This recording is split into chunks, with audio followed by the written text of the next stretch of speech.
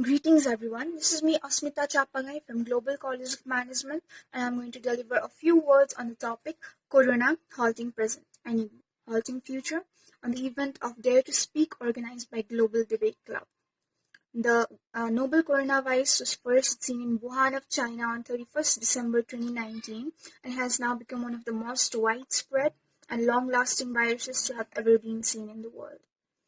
In the beginning, it really seemed like this virus is going to affect only the health sector, but now that we are literally locked inside our houses because of the spread of the virus, it has not just affected the health sector, but the sectors like market and business, educational sector, agricultural sector, industrial sector, and many more. But these are all the macro impacts of the virus across the globe. But there are many micro effects which can be left unseen by the higher class people or the people of the first world countries, but we living in Nepal are experiencing such effects in our daily lives because there's no source of income left for the daily wage workers, and farmers aren't able to sell their products, and the expenses of the middle class people is cut by half, especially in the city areas. In fact, the suicide rate of Nepal has increased by 25% just after the lockdown has started, and this alone shows the level, how deeply this virus has affected at every levels. Now, coming to the main point, this virus has not just affected people physically but also mentally. It has given immense mental pressure to people to think about their future. And I personally think that in case of Nepal, the most pressurized people are the students of +2, of grade 12 to be more specific. And I'm saying all this just because of the indecisiveness shown by the NEB regarding the final exams of grade 12. If only the government had been sensible enough to take an appropriate decision regarding final exams, then our seniors would have already started their bachelors by now.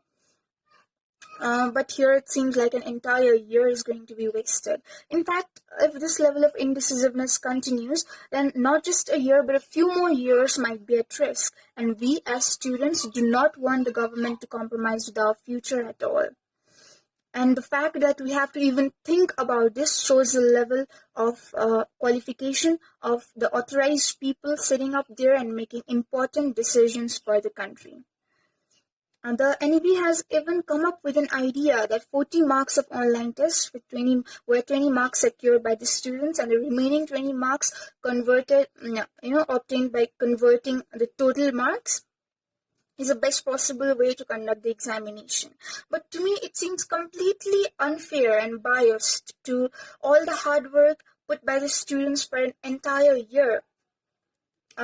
And the fact that NEB is even thinking of making decisions like 40 marks for online test seems quite immature, to be honest, because I, living in the capital city of the country, face internet disconnections many times a day, and more than 30% of the Nepalese population are not even accessible to the internet.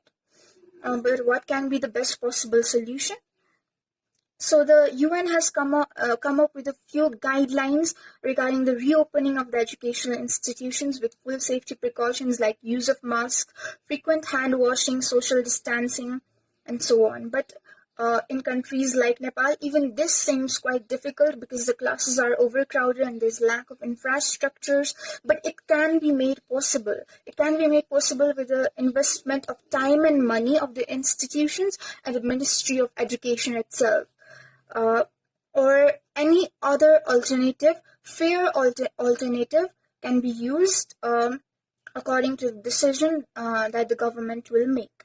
But whatever the decision is, the fair decision should be implemented as soon as possible because the students have already waited long enough.